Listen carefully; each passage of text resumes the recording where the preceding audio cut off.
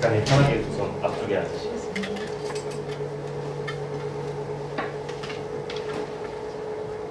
네, 저희가 영상을 통해서 작가님의 왕성한 활동을 확인할 수 있었던 것 같습니다.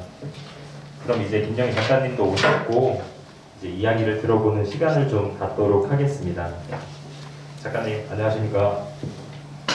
여기 계신 팬분들께서 이제 작가님께 궁금하신 게 많으실 것 같은데 질문을 받기에 앞서 이제 작가님이 제천에서 각종 예술을 시작했던 계기와 그 후 독일에서 작가로 자리 잡기 위해 어떠한 삶을 보내셨는지 팬분들을 위해 편하게 먼저 말씀 부탁드리겠습니다.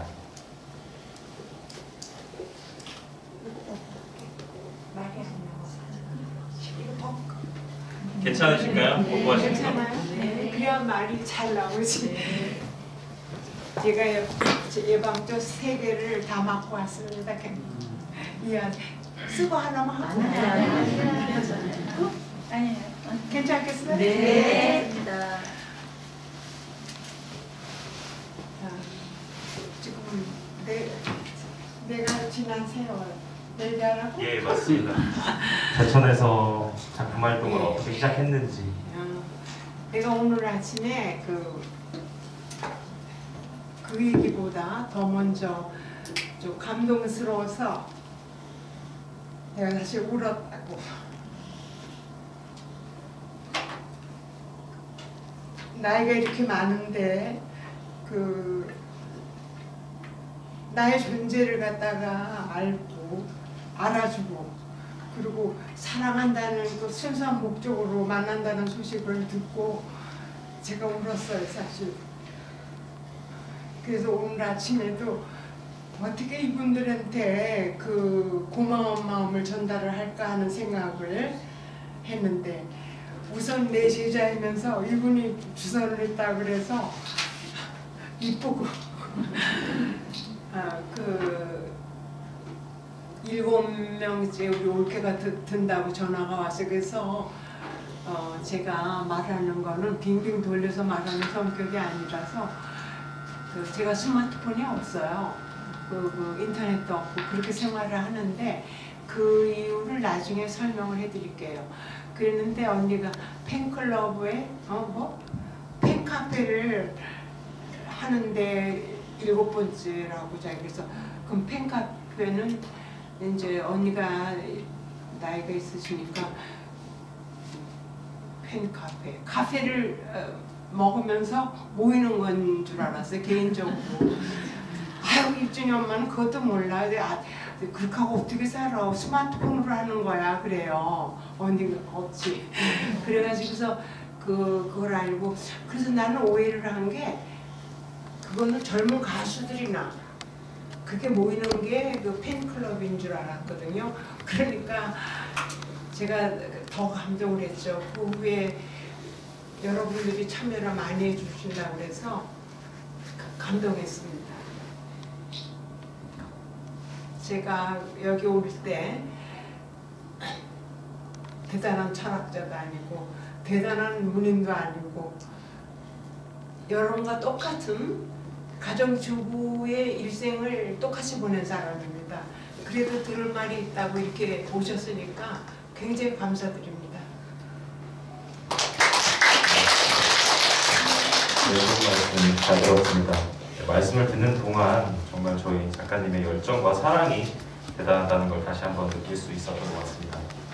네, 그럼 또 이렇게 모여주신 팬카페 회장님의 소감 또한 안 들어볼 수가 없을 것 같습니다. 팬카페 김정숙 회장님의 간단한 자기소개와 작가님을 뵙게 된 소감 한 말씀 부탁드리겠습니다.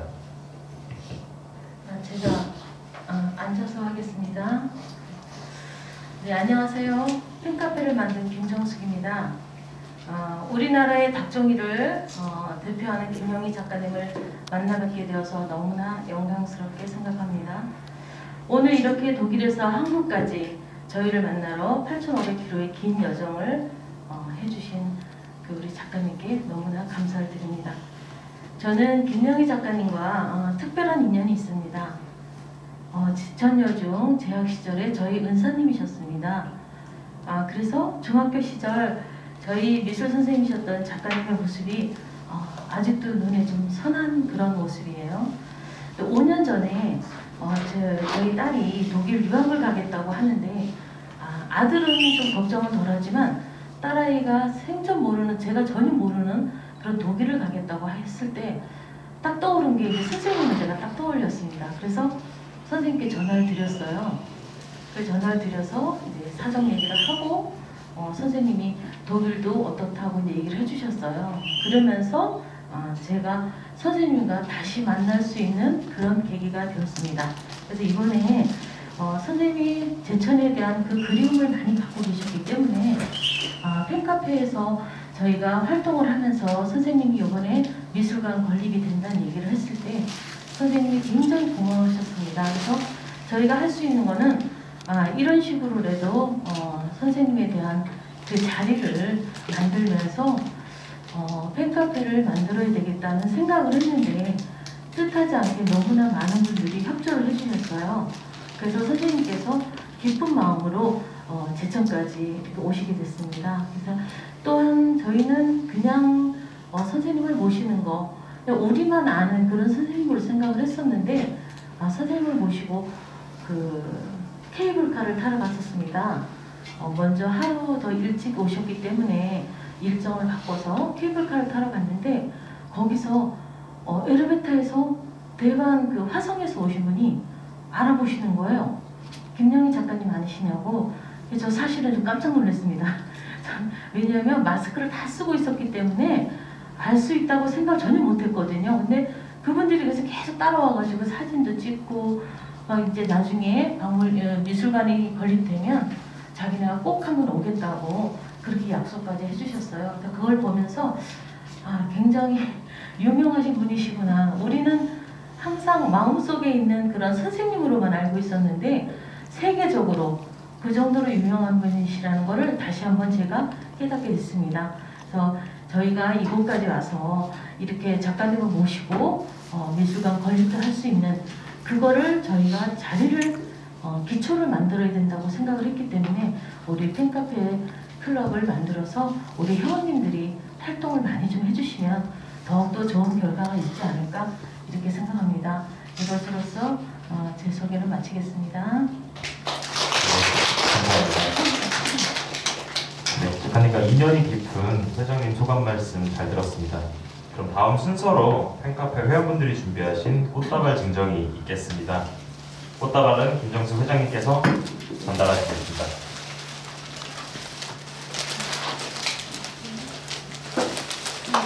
따뜻한 박수로 부탁드립니다.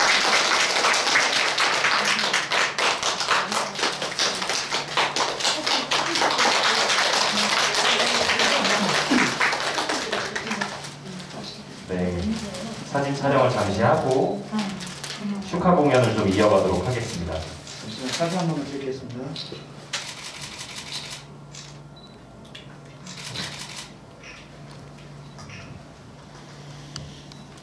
하나, 둘, 셋. 작가님 이쪽 관객석으로 좀 이동해서 앉으셨다가요. 네, 공연을 좀 준비를 했습니다. 팬 회원분들께서. 네, 다음 순서는 팬카페 회원분들께서 하모니카 공연을 준비하셨는데요.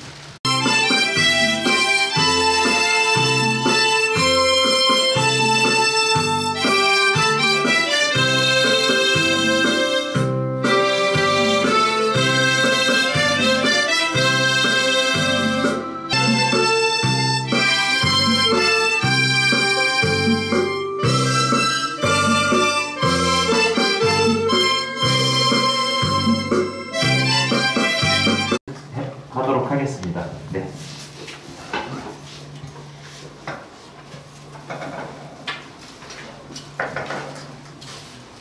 안녕하세요. 팬카페 매니저 역할을 하고 있는 표미연입니다.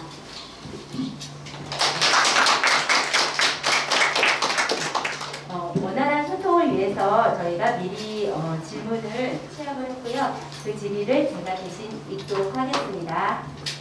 네, 첫 번째 질문입니다. 이제 제천에 오셔가지고 여러 가지 그 음식들도 드시고 하셨을 텐데요. 오늘 점심 식사 제천에서 하셨죠?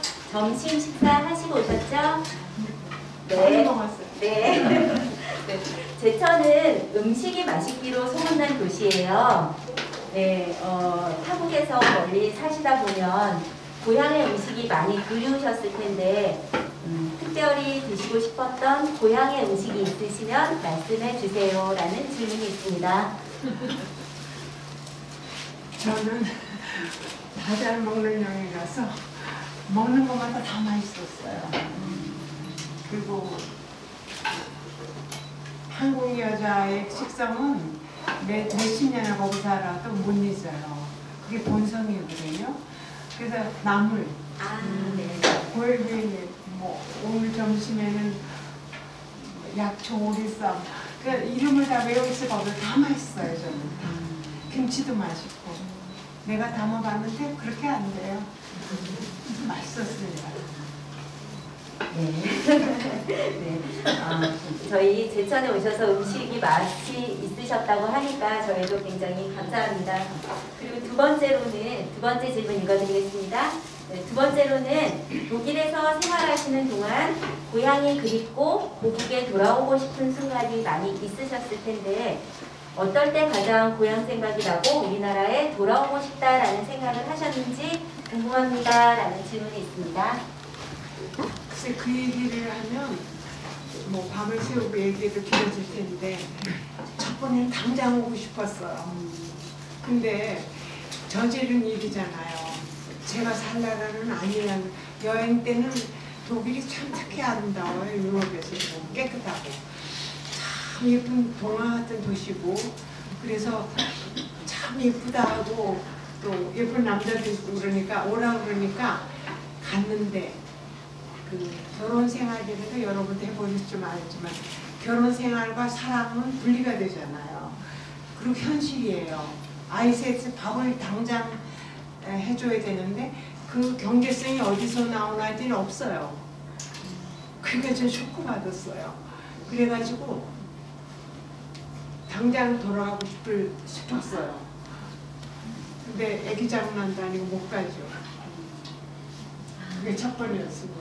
네. 일주일에 당장. 그러셨군요. 실제로 고향에 오셨을 때 많이 그리워하시다가 고향에 오셨을 때 느낌은 어떠셨어요? 우리나라 땅을 밟으셨을 때? 예, 제가 첫 번 우리나라 82년도에 가가지고 제가 10년을 우리나라에 안 왔어요. 그러니까 그 향수에 시달릴 때마다 괴로움이 많아서 이때 가면 한국에 애를 버리고 한국에 머무를 것 같은 그런 증상이 일어나는 것 같아서 그것도 그렇고 내가 작가라면 그때는 작가의 자존심을 갖다 꽉 묶고 이따가 얘기를 또 나누시면 서구의 그 82년도의 현상은 추상이었어요. 추상이 보려할 때 나는 보이는 거로만은 반 사실주의예요. 누구나 봐도 아는. 하여튼 그거는 미술 이야기가 나오면 하는데 그래서 그 괴로움이 많아가지고 작가로 성장을 하느냐 안 하느냐를 저와의 싸움을 했어요. 네가 잘났냐? 이때 지면은 작가 아니에요. 그리고 어머니 자격이 없는 거예요. 셋을 낳아서 먹여 살릴 의무가 있는 건데 그거를 실험을 제가 했어요. 투쟁했죠. 두 개를 다 얻어야 되니까. 그래가지고 10년 만에 목표는 집을 사놓고 그림판 돈으로 그래야 작가다. 그 신문에 꽤 났어요. 그거하고 상관없어요. 상업작가로. 상업작가는 요새 직업작가야만 쳐주는 시대이기 때문에 자본주의 국가 아니겠어요? 그래서 그거를 이루고 집 사놓고 수리하면서 이제 가야 되겠다. 10년 딱 됐어요. 내 10년 만에 집 산다고 얘기했어요. 그 독일 시어머니가 조금 이상하게 보더라고.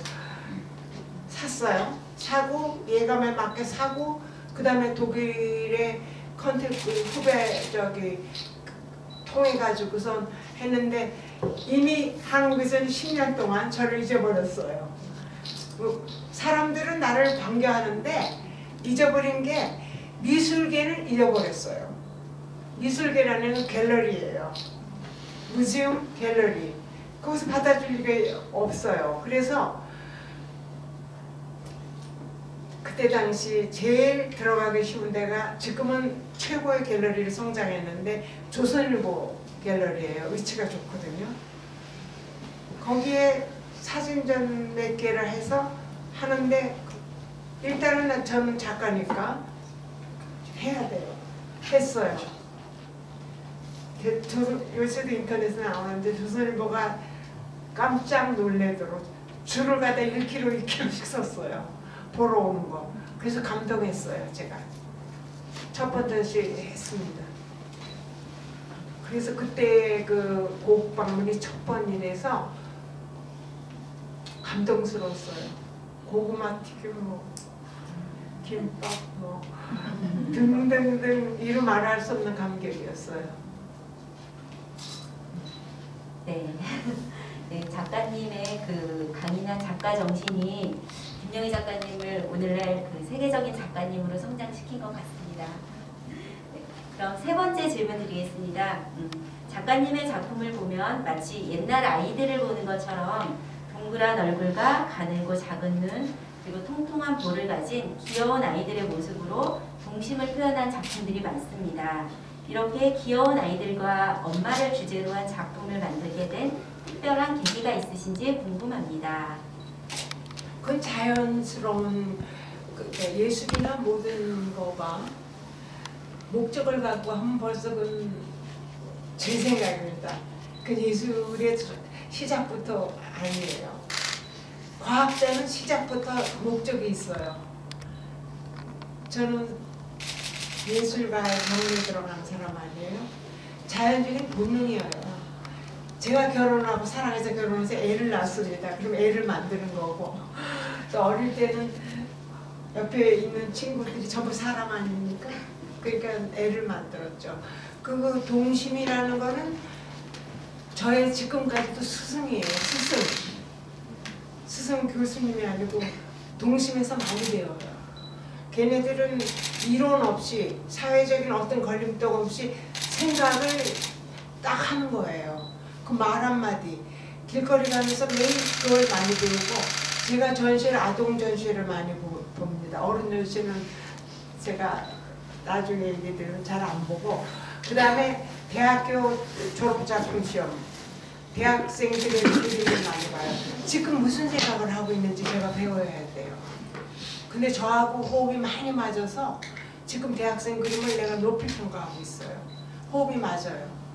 그러니까 제가 전달이 된 거 아니겠어요? 제 자랑입니다. 네. 네. 작가님의 그 동심과 인간에 대한 사랑이 그 작품들 속에서 고스란히 녹아나는 것 같습니다. 네 번째 질문 드리겠습니다. 좀 전에 말씀하셨던 것처럼 갤러리 현대나 조선일보 미술관 같은 유명 미술관에서 전시회를 열고 작품을 많이 선보이셨는데 저희 팬카페 회원들은 물론 많은 분들이 작가님의 작품을 만나고 싶어합니다. 혹시 가까운 시일에 작품 전시회 계획은 없으신지요? 작품 전시회 네, 전시회를 언제 여실 계획은 없으신지 한국 와서 얘기했는데 네. 그러잖아요. 저희 이제 팬카페 회원님들이 아니 죄송합니다. 앞으로의 꼭 중복이 되는 것 같아서 독일에서 갤러리에 들어가는 게 저로서는 하늘의 별 따기였어요. 가망성이 없는 작가였어요, 제가. 이 얘기를 할까? 아니, 앞으로의 계획을 말씀드리게 여쭤보는 거였었어요. 아니, 갤러리 아까 얘기했는데. 응? 날짜를 언제 하실 날짜? 네, 난 날짜 기억 못해. 내년에 할 거예요. 내년에 거. 내년에 얘기를 내년이라 그래야지. 네. 날짜라고 하지 말고. 제 성격이 딱 손을 빨리 짚고 얘기를 하지 않지. 내년에는 제가 이제 계약을 맺어야 돼요. 맺는 게 제 생각으로 7월 애들 방학이 시작할 때 시작을 해서 한 달 아니면 한 달 정도 하려고 그래요. 조선일보 갤러리. 거기가 저는 민주 사람들을 많이 만나는 작가이기 때문에 교통이 좋고 버스 타고 아주 중심에 있고 갤러리는 위치가 아무래도 불편하고 인식이 네네. 그게 확실하면 정해야지. 네. 저희가 그 작가님 작품 전시회가 있을 때는 네, 팬카페에서 열심히 많은 분들이 찾아뵙도록 하겠습니다. 거기서도 또 만나 뵙도록 하고요. 그럼 마지막 질문 드리겠습니다. 닭종이 작품을 만드시면서 많은 저서도 출간하셨는데 혹시 그 중에서 가장 애착이 가는 저서가 있으신지 궁금합니다. 또 새로 출간하시는 계획이 있으신지요? 라는 질문이 들어왔습니다. 글쎄, 내가 애가 5인데 어느 새끼가 제일 예쁘냐 물으면 할 말이 없어. 다 이뻐요. 다 애착이고 제가 저 나름대로 열심히 썼기 때문에 제가 썼기 때문에 다 좋아요. 그런 말밖에 다 애착이 갑니다. 네, 잘 들었습니다. 저희가 취합했던 질문은 여기까지고요. 오늘 현장에서 질문 한 몇 분만 더 받아보도록 하겠습니다. 예, 그거를 제가 네. 원하는데 네네. 여러분들이 서슴지 않고 나를 만나야 될 이유가 있었을 거 아니에요. 이유 한 개라도. 또 다른 데서 독자에 대담하면 꼭 문학 얘기, 미술 얘기 아니래도 시어머니와 갈등, 며느리와 갈등, 별별 거를 언니처럼 하소연하는 것도 있었어요. 그거는 격이 없는 게 아니에요. 그게 현실입니다.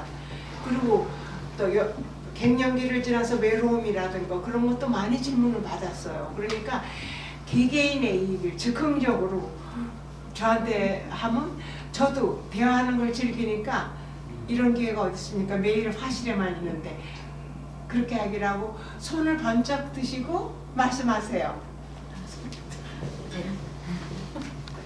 선생님 안녕하세요. 너무 반갑습니다. 저 선생님 완전 찐팬이고요. 예전에 선생님이 책 내신 거 다 읽고 지금도 또 이제 틈틈이 엄마를 졸업하다 아직도 또 읽고 있는데요. 네, 그 선생님 진짜네. 유진이, 윤수, 장수, 봄누리, 프란츠 다 궁금해요. 선생님이 또 책 속에서 제일 또 선생님 많이 도와주신 분 프리드리인가요? 그분도 한번 뵙고 싶고 그분도 좀 한국에 모시고 오면 어떨까라는 생각이 듭니다. 아까 매니저님께서 말씀하셨는데 정말 엄마를 졸업하다 책 출간하고 내년이면 또 벌써 10년이거든요. 그래서 10년. 네, 그래서 내년에도 책 한 권 읽고 나왔으면 좋겠습니다. 내가 제가 엄마 그 책을 쓰고 엄마를 찐제 졸업했습니다. 그것도 모진 결심이에요. 왜냐하면 독일에 가서 네가 이기나 내가 이기나 하고 싸우듯이 이 싸움도 치열했어요. 이때 엄마를 졸업해야 되겠다. 그것만이 애들이 살 길이고 나도 살 길이에요. 그 끈이라는 거 끊기가 아주 어렵잖아요. 그러니까 졸업할 때까지만 돈을 줬어요. 졸업할 부자라는 소리까지 들을 정도로 자동차 새 거 다 사줬어요. 그럼 부자도 거기는 굉장히 겸손하게 살아요. 깡통차 타고 다니도 우리 애들 새 거 타요. 왜냐하면 고장나서 뭐 어떻게 사고라도 날까봐 그거 타고 가지를 치는데 책을 도서관에서 빌리는 시간이 많으니까 책도 사줬어요. 빨리 졸업하고 나가야지. 다 아르바이트예요. 거기는 부자나 용돈 안 줘요. 근데 그 용돈 벌라고 새벽에 나가는 시간 공부를 하라고 그랬어요. 그 용돈은 내가 준다고. 그리고 졸업을 했어요. 그 다음에 얘네들이 잊어버렸어요. 엄마 차에 기름, 이거는 얘기해도 되겠어요? 네. 엄마 차에 기름이 없대. 나는 내 가까운 사람한테 내가 1년 전에 얘기했는데 용돈 거기서 모았으면 졸업하고 그 기간이 있잖아요. 취직하는 거. 그것도 생각을 했어야 돼요. 나는 똑똑한 여자는 아니지만 우리 어머니, 조선시대 어머니는 졸업과 동시에 네가 벌어먹기예요. 조선시대 어머니는 내가 양육에 있으니까 이쪽에서 이쪽으로 노인네한테 받쳐야 돼. 그게 자연의 현상이거든. 그랬더니 우리 아들이 이게 무슨 말인지 못 알아들어요. 그럼 독일말로 할까? 이랬어요. 그러면 안 준다는 소리야. 네가 이제 다 컸는데. 그러고 안 줬어요. 삐졌지? 삐졌죠. 우리 딸은 빨리 돌아가니까 뭐 할 수 없지 그래요.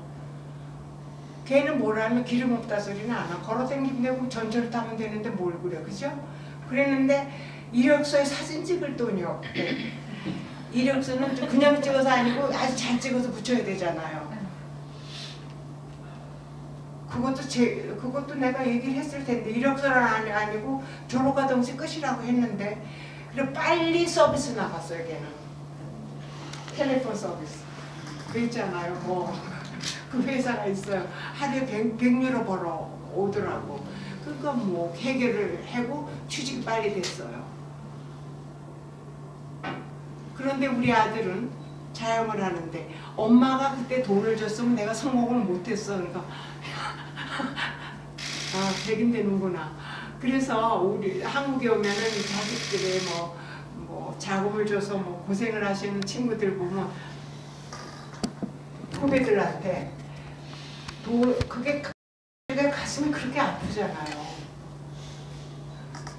돈 주고 요거도 먹고 자식한테 미안합니다. 이게 좀 전속한 얘기인데 돈 안 주고 요거도 먹고 그러면 요건 똑같이 얻어먹는데 돈은 안 주잖아. 어떻게 생각해?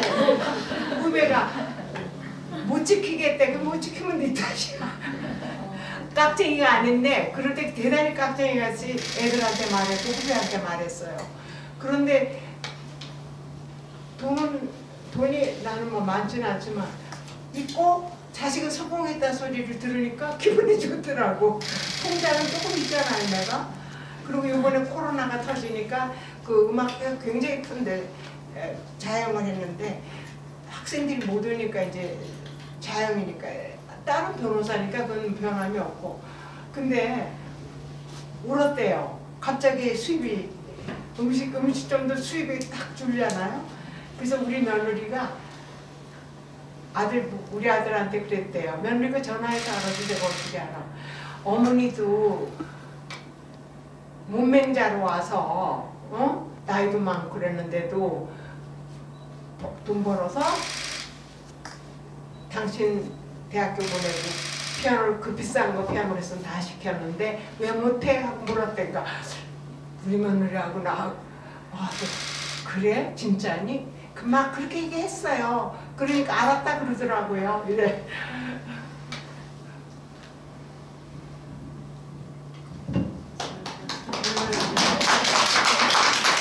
제가 수임에서 한 가지 배웠습니다. 돈 안 주고 요도 먹는 게 낫겠네요. 그죠? 저 꼭 지켜야 되겠습니다. 선생님 그리고요. 그 엄마를 졸업하다에 이런 글귀가 있었어요. 사랑하기가 어디 그리 쉬우랴. 서두르지 않고 멀리 바라보는 기다림과 그윽한 그리움이 필요한 것을. 다음번에는 선생님의 사랑 얘기를 좀 써주세요. 마치겠습니다. 네, 저희 작가님께 또 질문이 있으신 분은 네. 아마 저 대답을 해야 될 거 아니야? 그때쯤 노인네가 첫사랑을 그 기회가 와가지고 아마 그렇게 글을 썼을 거예요. 요새 사랑하고 옛날 사랑하고 틀린 건 없지만 방법이 다르죠. 너무 급격하게 다가선다든지 뭐 조급한다든지 그리고 서로 매이면은 이미 사랑은 아닌 것 같아요. 꽁꽁 묶어서 움직이지 못할 정도.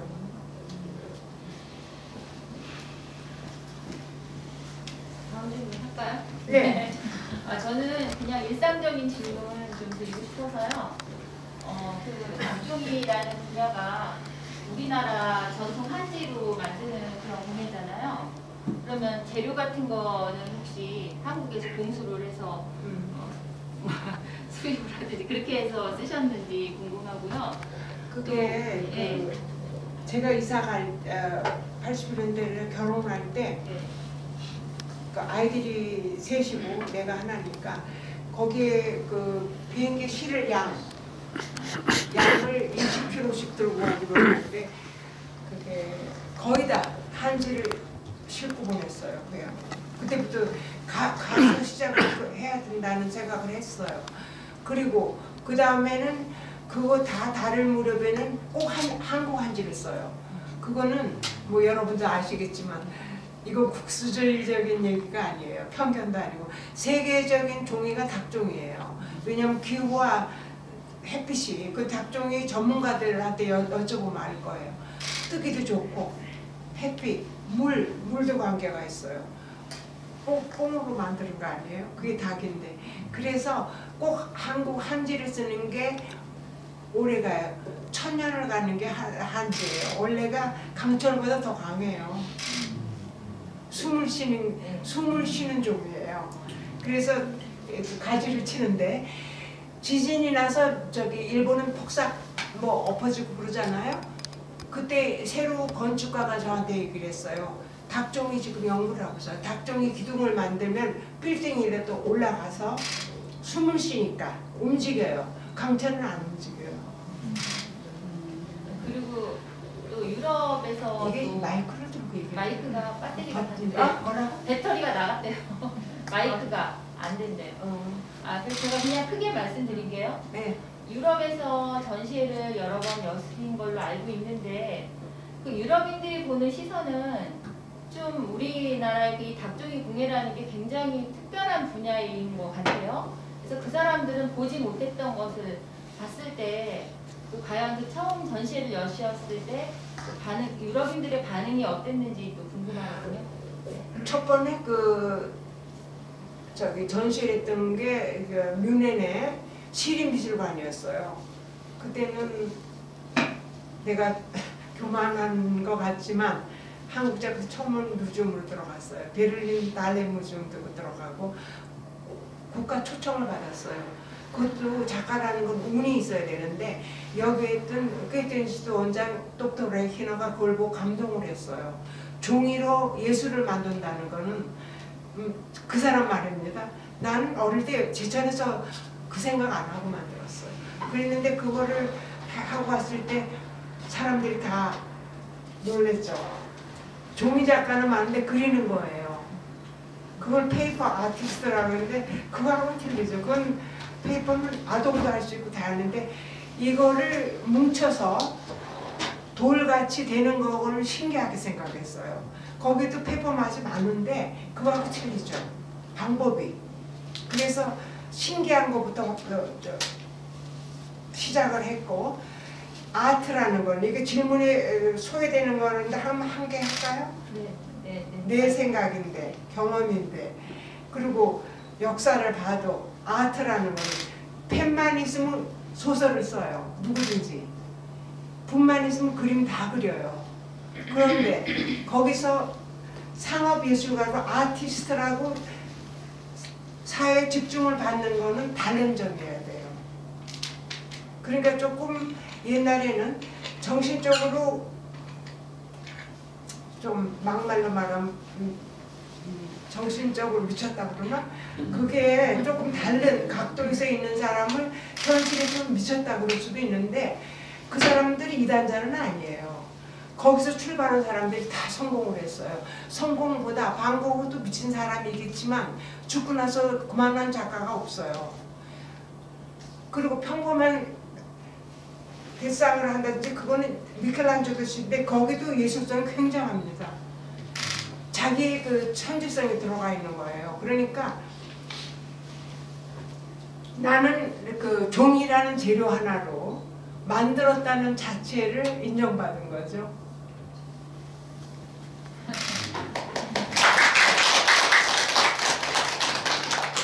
네, 그럼 마지막으로 한 분만 더 질문 받을까요? 네. 네, 안녕하세요. 저는 크게 네, 이거 주지. 아니 답변하셔야 되니까 저는 제천시에서 조그맣게 미용실을 하나 운영을 하고 있습니다. 제참? 네. 아니면 어디서 미용? 아니 여기서요. 제천에서요. 머리 깎으러 가야 되겠다. 네, 처음 팬카페를 이제 개설하려고 할 때 김정숙 회장님이 저한테 전화를 해서 팬카페 이름부터 이제 먼저 이렇게 상의를 하시더라고요. 그래서 그냥 이제 제가 이제 여성단체에서 이제 좀 같이 일을 좀 했어요. 몇 년 동안 해가지고 이제 좀 그래서 이제 속마음을 얘기를 하더라고요. 이런 팬카페를 하고 싶다라고 얘기를 하셨어요. 그래서 그냥 뭐 김영희 모놀로그도 할까? 막 이제 막 이런 생각도 하고 하다가 그냥 우리 심플하게 합시다 해가지고 이제 팬카페 이름을 그냥 김영희 팬카페로다가 정했습니다. 그래서 제가 지금 고문역을 맡고 있습니다. 깜냥이 되는지는 잘 모르겠어요. 근데 네. 그래서 저는 지금 앞에서 보니까 선생님 손을 봤어요. 네, 오른손 제일 검지를. 미국의 몸을 네, 그래서 그 평면에 종이를 가지고 이렇게 볼통통하고 입을 오므리고 있는 저 귀여운 아이들을 만드느라고 저렇게 많이 고생을 하셨구나 싶은 생각이 들어가지고 마음이 아프더라고요. 그리고 이제 저도 작품을 해요. 저는 머리카락을 가지고 작품을 합니다. 그러다 보면 정말 깜깜할 때가 있어요. 도대체 아무것도 없을 때 내가 이걸 가지고 뭐를 만들까 생각을 하는데 한참 어떤 제목을 가지고 목적을 가지고 만들다가 보면 정말 이렇게 제 마음에 안 들어서 버리고 싶을 때 있거든요. 버려요. 쓰레기통에. 네. 한 막 밤을 새워가지고 몇 날 밤을 새워가지고 했던 작품도 쓰레기통에 딱 버릴 때가 있는데 선생님도 작품 하시다가 그런 적 있으세요? 그거는 상식입니다. 버리고 싶은 거. 근데 네. 저는 지금 내가 한국 나이 78인데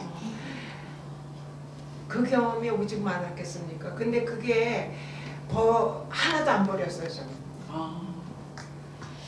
아침에 일어나서 아침 잘 만들었다고 자고 일어나면 커피 마시고 오면은 한심하게 만들었어요. 지금도 그래요. 아휴, 내가 우울증 안 걸리려고 애를 쓰죠. 참 제주도 그 꼴이다. 내가 평생을 만들었는데 이 지경으로 만들었고는 자학을 해요. 그런데 이제 거기에 경계에서는 예술가가 자학이 시작되면 또 안 돼요. 그래서 커피 마시고 딱 돌려서 못난 애는 저쪽 집이 화실이 여러 개인데 저쪽에 갖다 놓고 미운 놈은 좀 안 봤으면 좋겠어. 다시 시작해요. 그러고 나서 우연히 방을 가다 보니까 괜찮게 만들었어. 다시 꺼내서 미안하다. 다시 주물러요. 깎고 그러니까 변덕이랄까 변덕보다 그게 왔다 갔다 한 그 마음이 저는 원래 좀 변덕도 있고 성질도 급하고 꼼꼼한 것 같지만 성질이 굉장히 급하니까 빨리 안 되는 거에 대해서 원망을 많이 해요. 열흘이 넘었는데도 그 꼴이에요. 어떨 때는 쭈글거리는 거, 눈도 삐뚤어지고 그러니까 애하고 그 사랑을 인형 그걸 아이라고 생각하고 대화를 많이 해요. 미안하다 그럴 때도 있고 나 좀 살려라. 어쩌자고 이렇게 말을 안 듣니 야단치고 갖다 놓고 버리고 뺏고 그러니까 나 혼자만의 비밀인데 우리들은 그건 몰라요. 완성된 것만 보니까 이쁘다 그러지. 보통 몇 번의 공정을 거친다고 생각하세요? 지금 손 보니까 그 수많은 작품을 하시면서 이 손을 너무 혹사를 시키신 것 같아가지고 손한테 미안하셔야 될 것 같아요. 저 역시는 잘 모릅니다만 그래서 몇 번의 공정이 거쳐져야만 저렇게 그냥 평면의 그 종이가 저렇게 통통한 아이보다가 근데 그게 목공도 계획을 그려가지고 하잖아요. 그분들도 일이 안 될 때는 하루 종일 안 되고요. 그거는 유리 내가 집을 고치는데 유리 거울을 거는데 저는 사지랑 그게만 자르는데 하루 종일 터질 때가 있대요. 그리고 서울에서 전시를 하는데 이게 가슴 치료할 때 맞는 말이에요. 선생님 내가 선생님 작품 보고 위안을 얻었습니다. 남자야. 다 여자들 우글우글한데. 그러더니 하루 종일 깎아도 안 되고 그래가지고 대패를 던지고서 온 게 여기래요. 그리고 이제 위안을 받았다는 거예요. 안 되는 날 하루 종일 안 되는데요. 저도 똑같아요. 예술가라고 높이 있는 사람들은 아니에요. 조금 자기가 단위가 높다면 벌써 예술가의 자격은 없는 거예요. 일반 사람들이 하는 거하고 똑같이 사람이니까, 너도 사람 나도 사람이 하니까 그 생활의 본복은 똑같아요. 말을 하는 사람이 있고 안 하는 사람이 있고, 숫자가 길은 사람이 있고 짧은 사람. 근데 잘 되는 날은 그거 물음의 핵심이 빨리 돼요. 뭐 사랑이 잘 됐는지 뭔지 나는 모르겠지만 애들이 뭐 기분을 좋게 해줬는지 빨리 되고, 안 되는 날은 한 달이 뭡니까? 한 개 가지고 엄청나게 오래 걸으면 전시에 내놓으면 그거를 구매하시고 싶다면 그건 가려리스트 보고 저거 비싼데 그건 나만의 계산이지 그 사람은 몰라요. 6개월 만에 완성되는 것도 있어요. 작품의 영감은 어디에서 주로 많이 얻으세요? 작품의 영감. 뭐 어떤 제목을 설정을 영감은 많지. 실현하기가 어렵지. 아침에 커피 먹으면 영감이 한두 개가 아니에요. 고를 수가 없는 거야. 내가 미쳤나? 지금 뭐를 할까? 그럼 그 중에 딱 하나를 잡아야 돼요. 그것도 시간이 오래 걸려요. 네, 맞아요. 그러면 후회를 해요. 아이고 내가 다른 거, 아이고 집어치고 다른 영감을 또 찾아요. 꺼내고 어제 미완성 작품이 한 4개나 돼요. 버릴까 말까. 네. 내가 성질이 급하니까 꼬리 베기 싫어서 아우 우리 집에 난로가 있는데 태워버릴까 하는데 불쌍해서 안 태웠지. 선생님 작품 보면은요, 저희 그 유년 시절 추억이 다시 생각이 납니다. 제가 어렸을 때는 닭종이를 집에서 만들었어요. 아버지가 닭을 키우셔서 배서 삶아가지고, 제가 기억하기엔 가마솥에 삶아가지고 껍질을 벗겨서, 껍질을 벗겨서 절구에다 찐 것 같아요. 네. 그래서 보면 어떨 때 잘 나왔을 때는 정말로 예쁘게 이렇게 하얗게 깨끗하게 나왔다, 어떨 때만 이렇게 실 같은 그림도 막 이렇게 그런 뭉태기가 있어가지고 어머니하고 이렇게 싸우고 하던 그랬던 기억이 있어가지고, 단지 저는 그 닭종이를 그렇게밖에는 생각을 안 했었는데 선생님 닭종이 작품을 보고 엄마 아빠 생각도 나고, 아 정말로 이 종이를 가지고 어떻게 이런 생각을 하셨을까. 그때 당시에 우리가 생각한 게 아니라 제천 5살 때 생각했어요. 그러니까요. 그러니까 어떻게 그런 생각을 하셨을까. 제천에서. 그러니까 내가 동심을 나의 그 스승이라고 생각하네. 그 어린아이들의 생각은 혁명이에요. 우리들은 벌써 사회에 젖어서 요령도 이때는 안 되고 저때는 안 되고, 그게 사회생활 아닙니까? 예의도 갖춰야 되고, 애들은 예의 그런 경계선이 없어요. 3살 이전에 생각은 내가 보면은 그 신이 있다면 그 생각을 그대로 머물고 있는 것 같아요. 내가 보면 눈동자도 굉장히 맑고 하고 싶은 말을 딱 하는 거예요. 근데 어른들은 이게 이익이 될까 안 될까, 싫어할까 말까를 들잖아요. 근데 그 어린애들의 그 영감을 스승으로 알고 많이 받아들이고, 내가 어릴 때 5시 때 이걸 시작했기 때문에 내 선생이라 생각하고 여태까지 끌고 왔어요. 제가 지금 금방 생각난 건데요. 청춘이라는 게 어떤 시기를 얘기하는 게 아니고 마음가짐이신 것 같아요. 선생님은 지금도 청춘이십니다. 박수 보내드리겠습니다. 말의 값을 하는 거. 아니 진짜라고 믿고 그렇게 하겠습니다. 감사합니다. 진짜면 좋고. 오늘 질문들로 인해서 궁금하셨던 점들은 많이 풀리셨나요? 네. 그럼 저희는 질문은 여기서 마치도록 하고요. 저희가 그 팬카페 회원님들이 이제 내년에는 그 독일 여행을 갈까라는 계획을 지금 하고 있습니다. 그래서 회원님들이 가실 수 있는 분들이 계시면은 저희가 내년에는 독일에서 작가님을 뵙는 걸로 이렇게 계획을 좀 만들어보고 있습니다. 다 오세요. 네. 저희 그 질문은 여기서 마치는 걸로 하고요. 네, 여기 사회자님께 마이크를 넘겨드리겠습니다. 조금 아쉽다. 더 물어볼 사람이 있을 텐데. 아쉬워? 괜찮아? 잠깐만요. 이거 한 분만 더 질문하실 수 됐다. 네. 네네네. 됐어? 제가 한번 네. 제가 질문 사모님, 알겠습니다. 네, 사모님께서 네, 사모님 시장님 근데 안경 마스크를 쓰면 나는 아니 소녀 같아서 나 못 알아봤어. 아, 네. 토요일 날 점심 같이 나눴잖아요. 이상천 시장 안식구 이현정입니다. 아니 내가 네. 오늘 점심 때 같이 뵀어요. 네, 그리고 네. 밥을 먹었는데 네. 저는 난 남자를 좀 좋아하는 편인가 봐요. 네. 그 비디오를 독일에 그 저분이 가져오셨을 때 네. 제가 조금 반했죠. 왜냐하면 네. 꾸밈 없이 네. 딱 말하는 게 성격이 맞아요. 그랬는데 와도 역시 첫째 젊고 네. 젊고 네. 씩씩하고 네. 꾸밈 없이 자기 어린 시절의 얘기도 네. 조금 보탬 없이 내가 들으면 알지. 네. 나이가 많으면 못 속여요. 네. 느낌도 있고 네.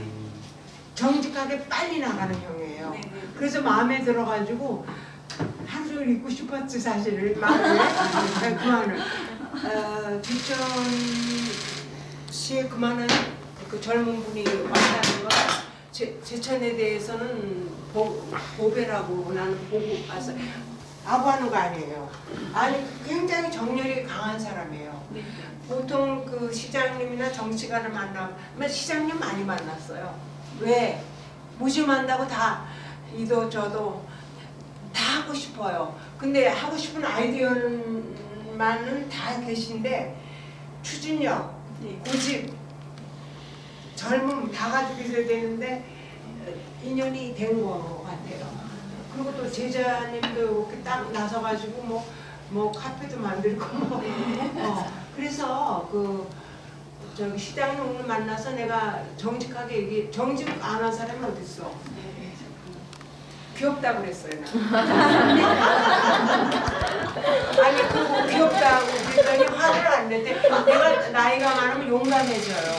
그리고 사람을 만날 때 저는 똑같은 사람이에요. 네. 그 다음에는 시장도 사람, 나도 사람, 네. 저 사람도 사람이에요. 귀엽다니까 제가 막내로 자랐습니다. 아니 그 티가 날 거라고 그러더라고. 그 나도 막내거든요. 네. 그러니까 저는 깜짝 놀랐어요. 우리 오프닝 타임에 영상을 보면서 작가님이신 줄 알았더니 영상 속에서는 제 뒤눈에는 모델로 보였어요. 작가님의 미모가 너무 당당하고 정말 한국을 빛낼 만한 정말 존경받으시기에 부족함이 없는 멋진 훌륭한 여성이라는 거 저는 깜짝 놀랐습니다. 그리고 저렇게 화려한 무대에서 이렇게 작은 제천의 삶의 터전을 옮기실 수 있는 결정적인 이유가 있지 않으실까? 그게 궁금합니다. 뻐기는 것 같다. 큰 도시, 저 도시, 저 도시 18년 전부터 그게 왔어요. 네네. 저는 사실 작품 생활 외에 그 전시회에 그것밖에는 생각을 안 해요. 그리고 제 인생의 철학은 누구나 그렇지만 다 말씀하신 건데 다 나하고 딱 맞는 거는 딱 욕심 이상 한 치라도 넘어가면 안 된다는 걸 결심을 하고 사는 사람이에요. 칭찬했다고 네. 더 되는 것도 아니고 욕했다고 더 되는 것도 아니에요. 그러니까 내가 중심 밸런스 잡는 거를 굉장히 애를 썼어요. 제가 즉흥적이고 뭐 감정이 빠른 여자인 걸 내가 너무 잘하니까. 그런데 제천이라는 거는 첫째 내가 살아보니까 인연이 닿아야 돼요. 그리고 운이 좋아야 돼요. 독일에서 먹고 살게 해준 건 운이 닿아서 재벌들이 왔어요. 내가 끄잡아댄다고 어떻게 성공 못한 이유 하나는 내가 첫 번에 고생한 얘기 한 개는 할게요. 거기는 미술가로 출발을 하려면 첫째 뮌헨에 유럽에 있는 대학을 나와야 돼요. 첫째. 그리고 교수가 거기는 왕이에요. 평론가, 교수, 평론가, 갤러리, 언론 4개가 뭉쳐야지 성공을 해요. 꼭 성공했다고 내가 트집 잡는 건 아니지만 아니에요. 현실입니다. 음악은 판단이 빨라요. 악보가 틀리다든지 뭐 어쩌고 저쩌고 하는 게 있는데 유행가도 판단이 있어요. 들으면 알아요. 누가 잘 본 거. 미안한 게 하지만 여기에 가장 단점은 미술계에 몰라요. 레알리즘 때는 알았어요. 그때도 판정하기가 어려운데 개성이 특출해야지. 요새는 두각을 나는데 그것도 아닌데 성공하는 사람들은 있어요. 서구에는. 왜냐하면 여기서로 말하면 연줄인가? 됐다. 프로페서가 됐다. 그러면 갤러리에다 전화를 걸어요. 막강한 화가 교수거든요. 갤러리가 그 사람들은 신이에요. 카피탈리즘은 상업이니까 그건 정당해요. 갤러리 상업하는 사람이에요. 가게, 그림 가게. 그러니까 그 사람 말을 안 들으면 제자를 소개하면 들어갈 수가 있어요. 근데 그랬다고 성공은 또 안 해요. 안 팔리거나 뜨지 않으면 치워요. 그 미술계가 냉정하고 판단을 어디다 둘지를 모르는 세계에 제가 들어갔어요. 첫째 젊어야 돼요. 거기서 첫번에 출발하나. 예쁘면 더 좋고 예쁘고 처녀고 미술대학 나와야 돼요. 독일어를 잘해야 돼요. 거기는 그림이 그림만 하는 게 아니에요. 지금도 아주 조금 사라졌어요. 말을 잘해야 돼요. 그림으로 말하면 우주부터 다 드러내면서 철학을 얘기해야 돼요. 정치. 나는 가진 게 아무것도 없어요. 가정주부에다가 막 그래서 저하고 싸움에서 내가 이겼어요. 나는 작가다. 내 맘대로 정하는 거 아니에요? 지금도 여러분들한테 부탁하고 싶은 거는 인생은 자기 맘대로 정하는 거지 남 눈치를 보기 시작하면 불행한 시대가 되는 거예요. 저쪽에서 벤츠를 타든지 나는 걸어다니든지 똑같다고 생각을 해야지. 저는 그런 건 없었어요. 물질적인 비교를 한 번도 해본 적이 없어요. 남의 남편이 잘 되는 것도 그 사람이 행운이 있어야 된 거예요. 축하해주고. 나는 과부에서 남편도 없이 경험을 했잖아요. 그런데 이게 경험을 다 한 게 제천이에요. 여기서 첫사랑을 했고 여기서 애를 셋이 낳았어요. 여기서 교사 생활을 하나, 둘, 세 학교를 거쳐서 했어요. 교생 실습도 여기서 했어요. 미니 있고. 그래서 예술가로서는 자기가 3살 때 결정되는 게 예술가의 본능이에요. 근데 5살 때 내가 창호지를 조금 만졌어요. 그걸 높이 내가 간직하고 있어요. 그러면 우는 제천이에요. 그건 나의 결정이에요. 큰 한식집에 아버지 나만 여기 데리고 왔어요. 오빠들은 서울에서 공부하고 직종공장을 한다. 인조지 하고 내려오시는 사업가니까 왔을 때 동명민학교 전에 5살 때 그때 이웃에 박영욱이라는 친구를 사귄 게 지금까지 제일 친한 친구예요. 그때 창호지를 뜯어내잖아요. 내가 막내니까 기회가 온 거예요. 오빠들은 제일 막내니까. 그러면은 파지가 이만큼 써요. 아시죠? 창호지 다 뜯어내고 세가리를 하잖아. 가을에. 초가 이만큼 나면 그냥 앉아서 쥐도 만들고 뭣도 말고 근데 어떻게까지 그 인연이라는 것 같아요. 그리고 국가의 그 자존심은 이태리는 내가 아는 분한테 있는데 대리석의 나라예요. 철강의 나라가 유럽이에요. 물론 대리석으로 조박을 하죠. 그건 자연스러운 거예요. 그러나 창호지 나라에서 그림은 다 했지만 창호지로 내가 조숙과를 다닐 때 댕기기 전에부터 이걸 했기 때문에 그때 선생님이 예술 아니라고 그랬어요. 커리큘럼이 전부 서구 거니까. 그래도 내 나라 종이에요. 그 딱 결정하고 말았어요. 미술계에서 아니라고 그랬어요. 선배들이 창의지를 버림으로써 열이 조각까지 들어와서 활동을 해야지. 그 개가 있잖아, 미술계가. 그 김정은 선생님 제발 좀 그거 하지 말으라고 그랬어요. 그런데 과부가 여기서 됐어요. 돌아가셨어요. 그 다음에 용기를 갖고 애들한테 이 창의지만이 우리나라 예술이라는 거를 가르쳐주고 싶었어요. 미술 선생님이 내 마음대로 하는 줄 알고 교장님 못하겠어요. 그게 뭐가 예술이냐고.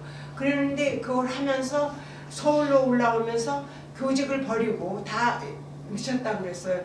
뭐 먹고 살겠냐, 애는 셋인데. 사람이 죽었어요. 그럼 용감해져요. 사람이 죽은 사람도 있는데 통장도 서랍에 넣어놨더라고. 옷도 깨끗하고 넥타이도 몇 개고. 딱 그때 결심을 했어요. 사람이 죽었는데 내가 못할 게 뭐가 있어요. 안 죽었어요. 딱 창의지를 해본다고 서울 올라갔어요. 그때 내셔널지로 크게 보도를 한 게 외국 언론이었어요. 이제 그때부터 스타트했죠. 우리나라의 작가는 우리나라 재료를 써야 된다는 게 즉 안에 쓰라는 거 아니고 서양화도 한국식으로 그릴 수가 있어요. 그림은 한국 사람이 그리는 건 다 한국적이에요. 이게 뭐 색동적으로 입히고 뭐 그거 아니에요. 그러니까 나는 한국인의 작가이기 때문에 굉장히 긍지를 갖고 있습니다. 그래서 본론은 여기서 만든 최초의 영감을 제천에서 하기, 그게 꿈이었어요. 사실은. 근데 저기저기 더 큰 거 어느 도 얘기다. 어느 도시 그게 인연이 안 되면 안 돼요. 운이 나는 그래요. 꼭 될 것 같아. 또 마지막 판에 다 깨졌어요. 근데 돼야 되는 거예요. 돼야 되는 거예요.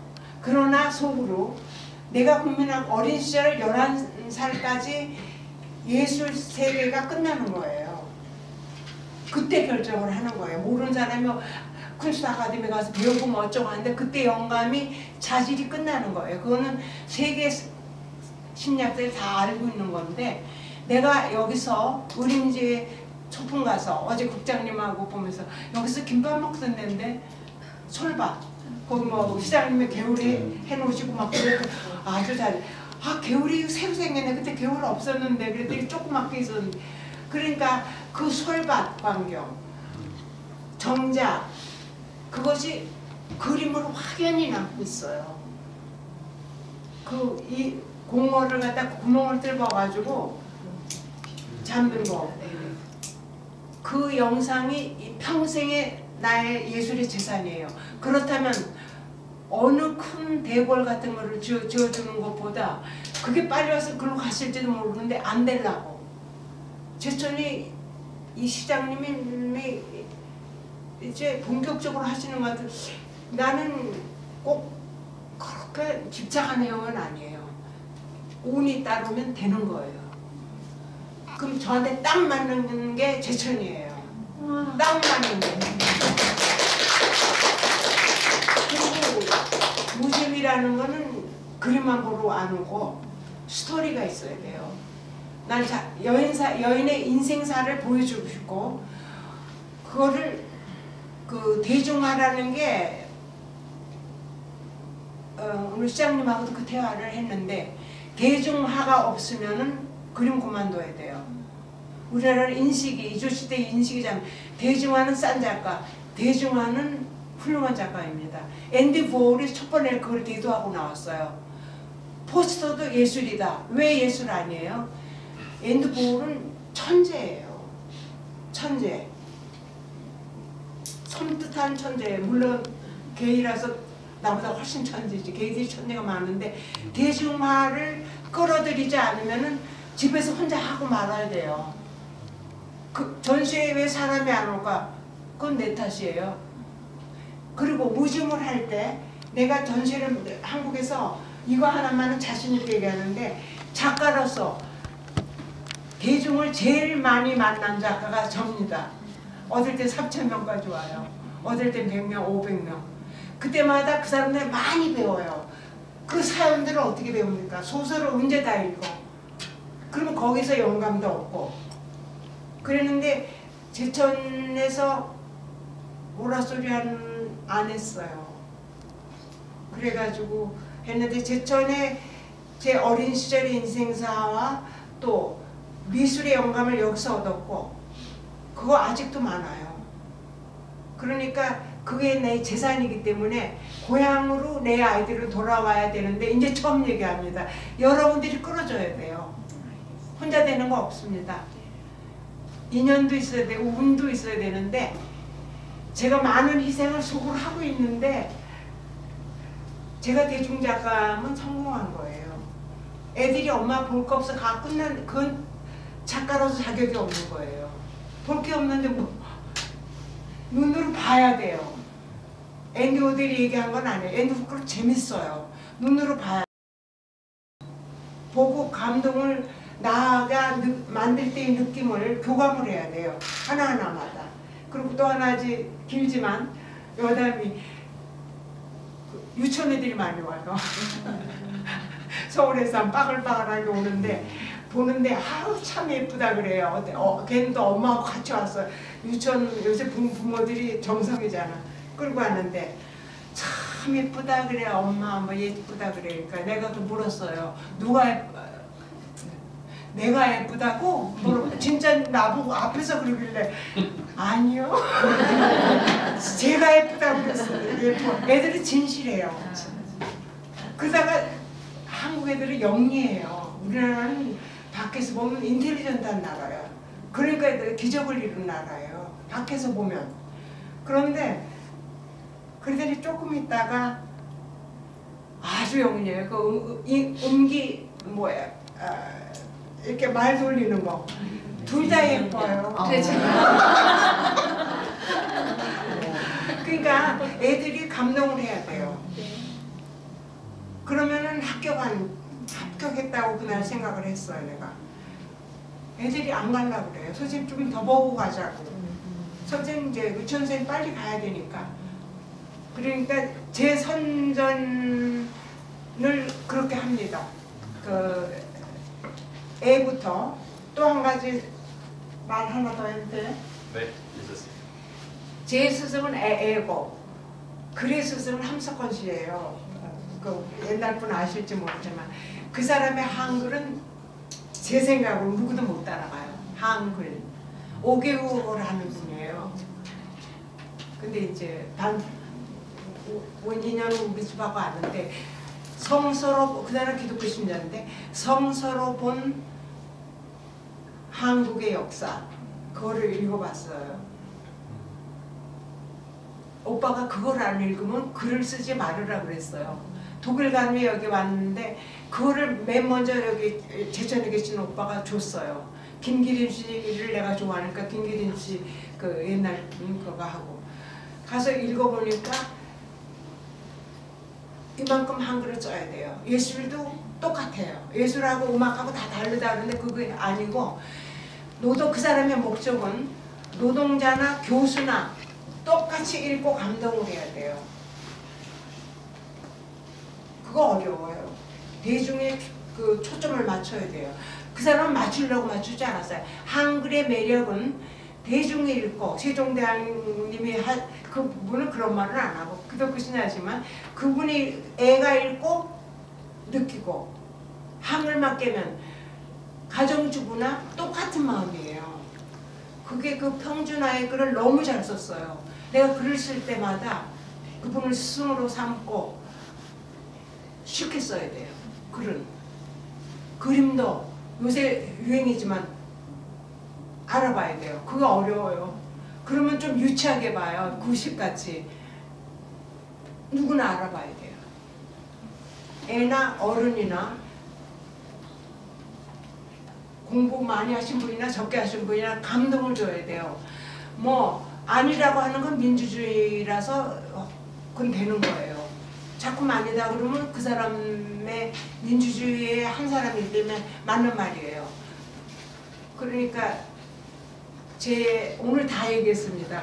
가정사부터 경영까지. 네. 저희가 마무리를 좀 진행해 보도록. 빨리 끝내라고? 아닙니다. 끝냅시다. 다 네, 저녁하러 우선 와요. 큰 박수 부탁드리겠습니다. 네, 마지막으로 다 내가 같이 재밌으면 말을 많이 해요. 이제 다 같이 기념 촬영을 한 후에 밖에서 팬 사인회를 좀 진행하도록 하겠습니다. 아 참 팬사인회가 있지. 네네, 맞습니다. 말만 하는 게 아니지. 맞습니다. 맞다. 네, 그럼 앞쪽으로 회원분들께서 자리해 주시면 사진 찍고 제가 팬 사인회를 밖에서 진행하도록 하겠습니다. 그래야지 한국에. 박수 한 번만 하세요. 하나, 둘, 셋. 예. 네.